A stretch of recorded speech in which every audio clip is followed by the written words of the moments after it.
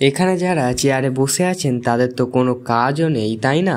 রেগে আগুন হাইকোর্টের বিচারপতি। বাংলার পরিযায়ী শ্রমিককে ভিন রাজ্যের হেনস্থা অভিযোগে বর্তমানে তোলপাড় জাতীয় রাজনীতি। সম্প্রতি রাজধানী দিল্লি থেকে বাংলার 6 পরিযায়ী শ্রমিককে বাংলাদেশে পাঠানোর অভিযোগ উঠেছিল। সেই ইস্যুতে জল গড়িয়েছিল কলকাতা হাইকোর্টে। বুধবার এই মামলার শুনানিতে এক জলসা উপস্থিত কেন্দ্রীয় আইনজীবীকে রীতিমতন ভর্ৎসনা করলেন বিচারপতি তপব্রত চক্রবর্তী।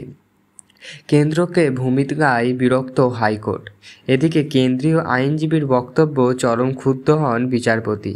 এর আগে বীরভূমের 6 পরিযায়ী শ্রমিককে দিল্লি থেকে বাংলাদেশে পাঠানোর অভিযোগ সম্পর্কিত এই মামলায় পশ্চিমবঙ্গ সরকার ও দিল্লি সরকারের মুখ্য সচিবকে পারস্পরিক যোগাযোগের ভিত্তিতে প্রয়োজনীয় পদক্ষেপ গ্রহণের নির্দেশ দিয়েছিল হাইকোর্ট।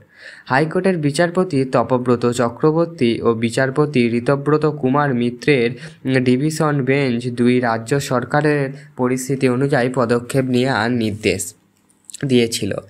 এই দিন মামলার শুনানি নথি দেখতে চায় আদালত, তবে কেন্দ্রের আইনজীবী তা দেখতে পারেননি।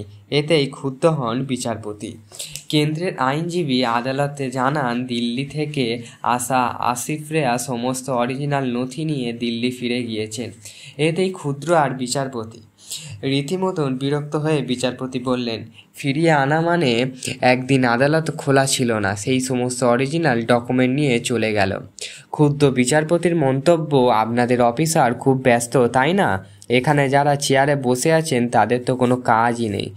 আদালতের কাছে সময় চান কেন্দ্রের আইনজীবী। পরবর্তী শুনানি আগামী সোমবার দুপুর 2টোর করার আর্জি জানানো হয়। আইনজীবীর আবেদনের পাল্টা বিচারপতির প্রশ্ন, আগামী সোমবার আপনি সমস্ত ডকুমেন্ট নিয়ে আসতে পারেন তো? কোন আর্জেন্ট দেয়া হবে না কিন্তু। তাদের সম্মত জানালে আগামী সোমবার দুপুর 2টোয় মামলা শুনানির দিন ধার্য করা হলো।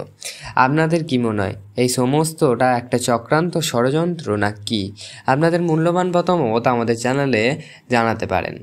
আশা করছি যে ভিডিওটা তথ্যমূলক ছিল। যদি ভালো লেগে থাকে লাইক, কমেন্ট, শেয়ার করুন।